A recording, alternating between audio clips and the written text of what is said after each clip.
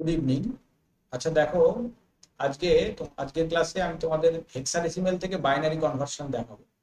তো হেক্সাডেসিমেল একটা সংখ্যা নিয়ে নিলাম 4a। যেহেতু হেক্সাডেসিমেলের বেস 16, সেজন্য নিচে 16 নিয়েছি। আর বাইনারির বেস যেহেতু 2, সেজন্য নিচে 2 নিয়েছি।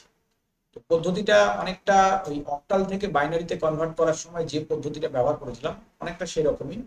তো প্রথমে আমাদের এই 0 থেকে এফ অব্দি হেক্সাডেসিমেলের টোটাল যে 16টা ডিজিট আছে, সেই ডিজিটগুলোর ইকুইভ্যালেন্ট বাইনারি সংখ্যাটা ডান দিকে একটা চার্ট দেখো বানিয়েছি।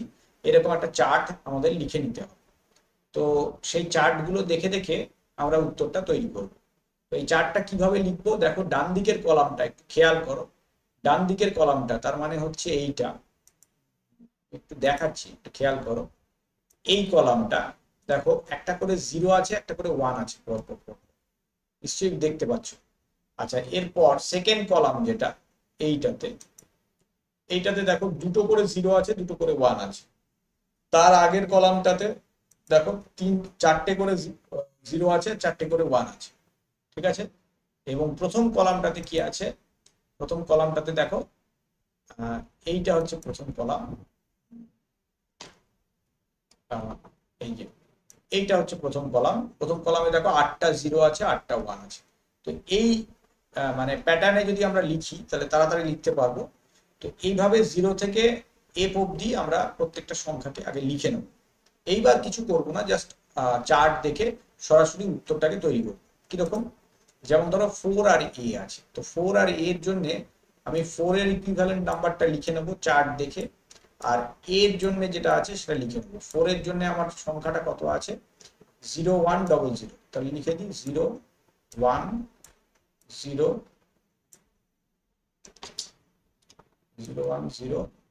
010 হয়ে গেল। আর এর জন্য আছে 1010, তাহলে এটাও লিখে দিই 1010 লিখে দিলাম। এবার দেখো খেয়াল করে, এই গোটা সংখ্যাটার মধ্যে আননেসেসারি একটা আননেসেসারি একটা 0 আছে, যেটাকে আমরা উড়িয়ে দেবো। সেটা হলো এই 0টা। কারণ একদম বাঁ দিকে যদি কোনো শূন্য থাকে, সেই শূন্যটা থাকা না থাকা সমান। তাহলে এইভাবে যদি আমরা কনভার্ট করি, তাহলে মেন সংখ্যাটা আমার কনভার্সনের পর কত পাচ্ছি দেখো খেয়াল করে, 10010, এটা হচ্ছে অ্যান্সার। ঠিক আছে। তো অনুরূপ ভাবে যখন আমরা দশমিক সংখ্যাকে কনভার্ট করব তখনও তাই করব, কিন্তু ওই একই ভাবে অতিরিক্ত শূন্য থাকলে সেটাকে আমাদের উড়িয়ে দিতে হবে। যেমন ধরো, দশমিক সংখ্যা এখানে আমি একটা নিয়েছি 3D পয়েন্ট সি। তাহলে এখানে কি করব, 3 এর জন্য কত লিখবো?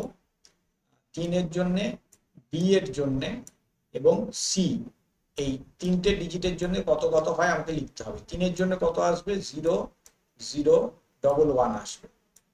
ঠিক আছে। আচ্ছা, ডি এর জন্য 1101 লিখে দিলাম, 1101। আচ্ছা, পয়েন্ট সি এর জন্য কত আসবে? 1100। তাহলে এইটা হয়ে গেল অ্যান্সার। এবার এখানেও কিন্তু অতিরিক্ত শূন্যটাকে আমাদেরকে ডিলিট করতে হবে। অতিরিক্ত শূন্য কোথায় আছে দেখো, একদম বাঁ দিকে দুটো এক্সট্রা শূন্য আছে, এটা কোনো কাজের না, তাহলে এটাকে উড়িয়ে দেবো। এবং পয়েন্টের পর দশমিকের শেষে এখানেও দুটো এক্সট্রা শূন্য আছে, এই দুটোকে উড়িয়ে দেবো। তাহলে ফাইনাল অ্যান্সার যখন বাইনারিতে লিখবো, তখন আমরা কি অ্যান্সার পাবো? কি উত্তর পাবো তো দেখে নাও, 111101.11। সরি, পয়েন্টটা কই? এই হচ্ছে আমাদের উত্তর। ঠিক আছে। দেখো বুঝতে পারছো কিনা দেখো, যদি কেউ কোথাও না বুঝতে পেরে থাকো তাহলে অবশ্যই আমাকে কমেন্টে জানাবে। ভালো লাগলে লাইক করবে, আর কোনো প্রশ্ন থাকলে সেটাও কমেন্টে লিখে দেবে, কোনো অসুবিধা নেই। আর এটা হলো আমাদের হেক্সাডেসিমেল থেকে বাইনারি কনভার্সনের টেকনিক। ঠিক আছে।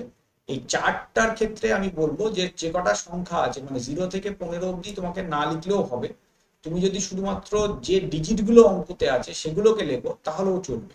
মানে যেমন ধরো 4a, 4a এর জন্য আমি অঙ্কটা যখন করব, তখন আমি শুধু যদি এইটুকু মানে টুকে নিই তাহলেই হয়ে যাবে। মানে এইটুকু আমি যদি লিখে নিই তাহলে পরেই অঙ্কটা ঠিক হয়ে যাবে। একটা হচ্ছে এইটা, মানে অঙ্কের পাশে, অবশ্য তোমাদের তো এমসিকিউ থাকবে, তোমাদের তো রাফে লিখলেও চলবে, তাহলে আর দরকার নেই, আমি করছি না। তো 4টাকে লিখে নিলে আর এটাকে লিখে নিলে তো এ আর 4 দুটো লিখে উত্তরটাকে এভাবে তৈরি করলে সুবিধা হবে। যেহেতু তোমাদের এমসিকিউ থাকবে, তাহলে তোমাদের এই প্রসেসটা ফলো করাটাই খুব বেটার হবে।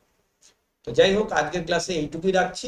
পরের দিনের ক্লাসে উল্টোটা দেখাবো, মানে বাইনারি থেকে হেক্সাডেসিমেল। তাহলে পরেই যে কনভার্সন গুলো আছে নাম্বার সিস্টেমে, সব রকম কনভার্সন আমাদের কমপ্লিট হয়ে যাবে। থ্যাংক ইউ সকলকে। প্রত্যেকটা ক্লাস অ্যাটেন্ড করো, নিশ্চয়ই ভালো লাগবে।